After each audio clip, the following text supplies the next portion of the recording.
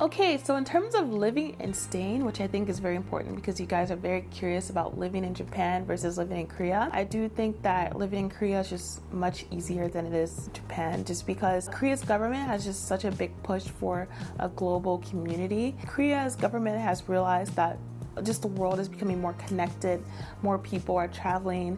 So Korea's government has just a big push for global thinking. Even as an English teacher, my books that I use to teach my kids English, they'll use characters from literally all over the world, countries in Southeast Asia, countries in Africa, US, etc. Just because they want kids to be exposed to that. There are just so many amazing free programs if you're living in Korea as a foreigner. I mean, there are just so many awesome things to do. You can go on so many trips for free. You can try all these food for free, and it's amazing because it's free. And just literally just because you're a foreigner living in Korea or staying in Korea, they just really want to continue to push that idea of that global community in Korea and working towards allowing foreigners to really enjoy Korea culture itself, which is absolutely amazing. And the fact that I think Korea's English is much better than Japanese people English, I do think that that's also another reason too. The government just really pushes more for English education in Korea and just overall global community.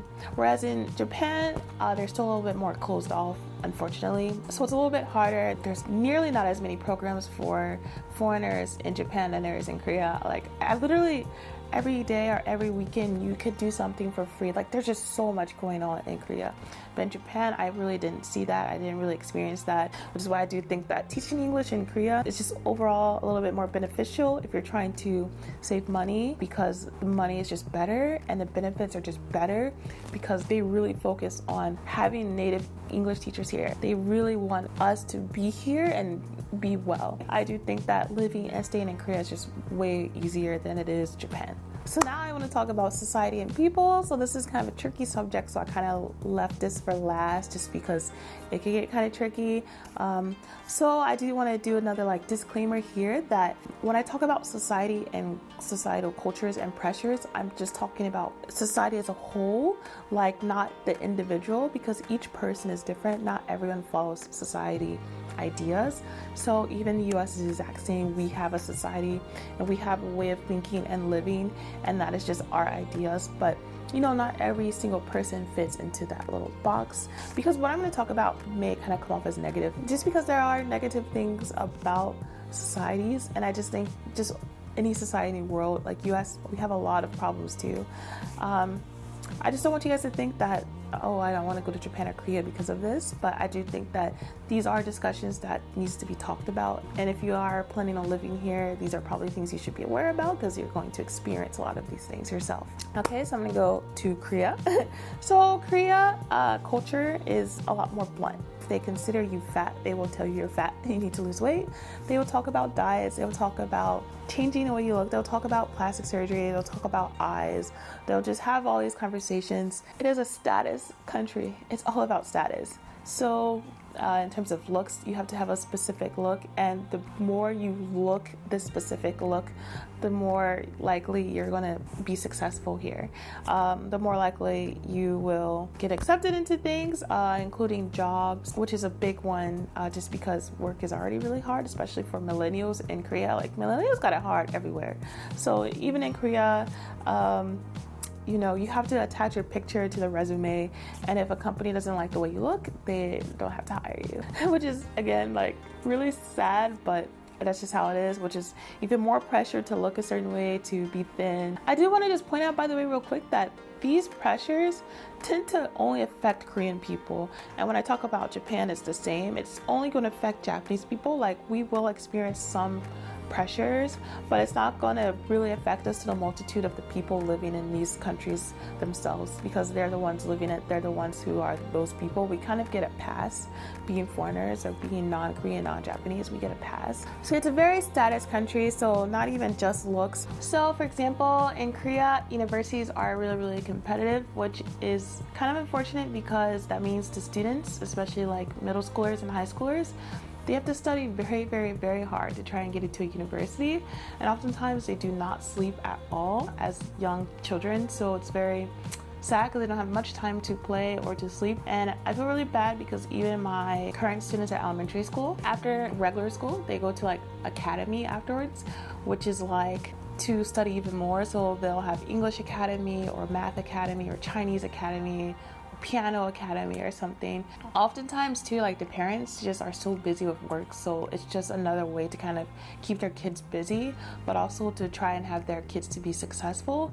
And so do keep in mind too, you kind of have to understand the history, whereas Korea just not that long ago was completely war torn. So there was absolutely nothing here. Like Seoul was like devastated. There was nothing here. And so a lot of these kids, like parents or grandparents, you know, they experience a lot. They're going through a lot because they just didn't have much at that time. So now like Korea built up very fast, which is very, very amazing to me. But because of that, they just want their kids to succeed. So that's why there's such a big pressure in terms of like university and studying, because they want their kids to succeed just because they didn't have anything at that time. So, you know, to them, they just think that it's what's best for their kids. But at the end of the day, we're human, right? So we need time to play, we need time to explore ourselves, we need time to explore our emotions and who we are. I think even in the US we have a similar pressure of trying to do well and study hard because our parents want us to go to university and to do really well, but you know, university is not for everyone. Not everyone wants to go to university, but we still have that pressure because our parents think that's what's best. So you do also have to understand, like, even though it sounds so difficult, which it is, there's a reason behind it. Not that it makes it right, but there is a reason behind it. So that's just kind of how it is. As I was saying, like, status is such a big thing. So not just in terms of looks or university, which, yeah, jobs can also reject you if you're not from a good university. But even just like having a nice car, having nice clothes, overall, just that status is such a big thing here. So it's just so much pressure on Korean people, which is very unfortunate. But, you know, I've met a very, very good handful of Koreans who dislike the system and they really enjoy who they are. So yeah, I think especially as younger people get older, I think the system will change as anywhere in the world. Okay, so now let's talk about Japanese society. So as I was saying, Korean society is very like blunt, so they'll tell you like you're fat and stuff, but Japanese society is very opposite. It's very beat around the bush, sweep under the rug kind of culture, which, you know, not the solution either. I mean, honestly, there's healthier communication, like to not communicate, to ignore the problem, or to be too direct is like, you know, personally, I do think that being direct is good. I think there's just a better way to go about it. But yeah, so Japan is all about beating around the bush, sweep under the rug, keeping things in a hush hush. So that is unfortunate. It's very hard to communicate a lot with friends. I oftentimes did have misunderstandings with my Japanese friends just because they don't tell me anything or they don't tell me how they feel. I'm not a fortune teller, so I can't really guess. And being from the States, you know, we're very extroverted. We tend to be extroverted, not everyone, but our society, our culture is extroverted. So we're very about bringing people together, being with a lot of people. So I remember once when I was in Japan, one of my friends was like upset at me because she wanted to hang out, and I said, oh, okay, cool, like, yeah, let's hang out, that'll be fun. And then I just so happened to run into another Japanese friend, and she's like, oh, I want to do something. So I was like, my idea was like, wow, let's all hang out. The three of us can hang out together. So when we met up, and I told the first Japanese friend, I told her, hey, like, this is blah blah blah, like, let's all hang out. And then she was like really upset about that. And then she's just like, you know, I don't even want to hang out. And she left. And so I was like, okay. But then like later I discovered she was really upset because I brought my other friend with me, and she's like, oh, I just thought it was going to be us. Well, she didn't tell me, but it took me so long to figure out why she was upset. And then I discovered she was upset because I brought my other friend with me. And like, it's just how I am, like, being from the States, you know, we're just so used to just inviting everyone, like, oh, like, I'm going here, I'm meeting these people, want to come? Like, that's such a common thing, but that does not exist, especially in Japanese culture. So you know, people, they do their thing and they're like, okay, they don't really invite you to other people's things, or if you have other meetings, you know, it's like, okay, we'll just see you another time. Yeah, but she was real upset about that, but I didn't know why she was upset, and it just took me so long to like have her communicate that with me. And I just have friends who are like in relationships with Japanese folks that it just seems like communication just becomes such a big problem, just because they just don't talk about their feelings. And I think it's just Japan as a society, you know, that they always want to think about other people, which is absolutely beautiful. But there's a healthy way of doing that, because oftentimes Japanese people find themselves sacrificing their individuality to please others. So maybe they didn't want to say anything because they're afraid of offending others, but it causes communication issue, right? Like, oh yeah, like I see where you're coming from. You're trying to be nice and you want to not cause anything, so you just don't talk about your feelings, but that doesn't fix anything. So it's always just best to communicate. And as I was saying earlier, they lose that individuality of themselves. Oftentimes just Japanese people constantly feel the need to censor who they are and censor themselves, and especially in work situations where they might be abused by their bosses or by like coworkers. They have a lot of work they have to do that they shouldn't have to do, or that they don't want to do, but they don't say anything about it. I personally do think that's the reason why that Japanese fashion and Japanese like otaku culture very like unique, because I think it's just a way for them to express themselves, because they've been so repressed for so long about their feelings. But like when they're in fashion or in anime or something, they go really hard about it. I just think that's a way for them to really express themselves, because they just don't have that opportunity to do so. And again, I think it's absolutely beautiful of Japanese culture to really think about others, but I also think it's important to think about yourself too. So there's a balance. That's the thing, there's a balance. I think US, I always like to compare Japan with US because I think they are more opposite than Japan and Korea, because in US we focus heavily on the individual instead of the collective group. So we're always taught about thinking about ourselves and doing things what's best for us and not other people. And I think that's also not good, because I mean, we're human, so we really should care about others and value others' opinions and values others' feelings and ideas. But we're also human to ourselves too, so it's important to think about ourselves as well. So I think there's a healthy balance. I think if Japan and US can like mix, I think it'll be perfect. That being said though, because of such high pressures, and there's also a very similar studious pressure when it comes to Japan, I do think that Korea is a little bit harsher, just because of, again, it's a status thing, and it's also like really heavy affects jobs. But Japan does have that similar pressure. I do think because it has such heavy pressures, they're very stressed, and so therefore alcohol is very huge here. Japanese people, Korean people, they oftentimes are working 60 to 80 hours a week. It's really, really crazy. Even though you're studying so much, now you're like working so much, and so after they usually just go to the bars, you know. And so it's just a way for them to really express themselves and to just feel comfortable. It's not really a healthy, you know, manner. You know, alcohol isn't healthy for you. Like, of course it's okay to drink every once in a while, you know, have fun, but when you're doing it to like as a way to relieve stress or a way to avoid like problems, then that's when it's a bad thing and it's not really fixing the problem. It's definitely like unfortunate, and it's more unfortunate for these people, and it sucks because I have friends and I hate how it affects them. Like when I went back to Japan in 2015, I met up with quite a few of my university friends back in Japan, and they were just so different. Like they were so lively in university, because ironically enough, like once you make it to university, it's actually a lot easier than like high school.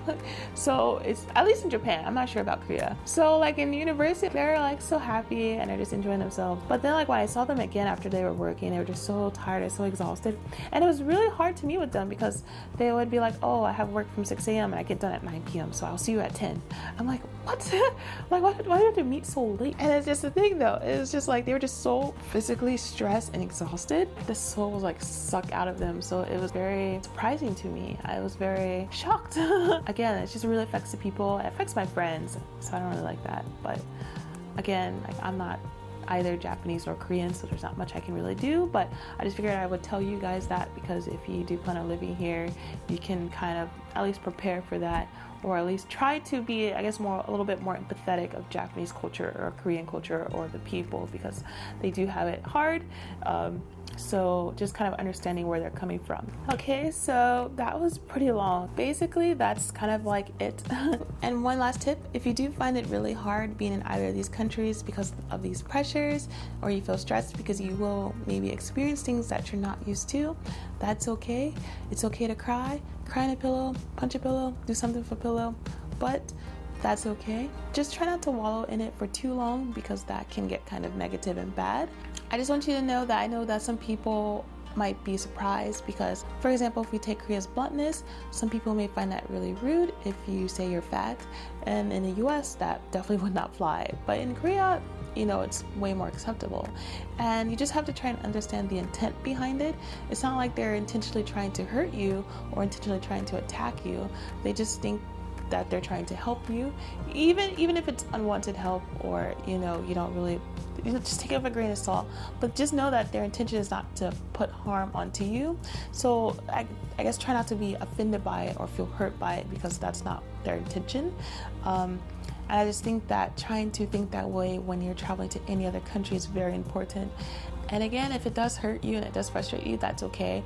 But just try to shift that mindset if you can. Also, I think one thing that I really love doing is that I try to take value and appreciate the time I have in a country. So with here in Korea, of course, Korean pop culture is very huge, but Korea is much more than just Korean pop culture.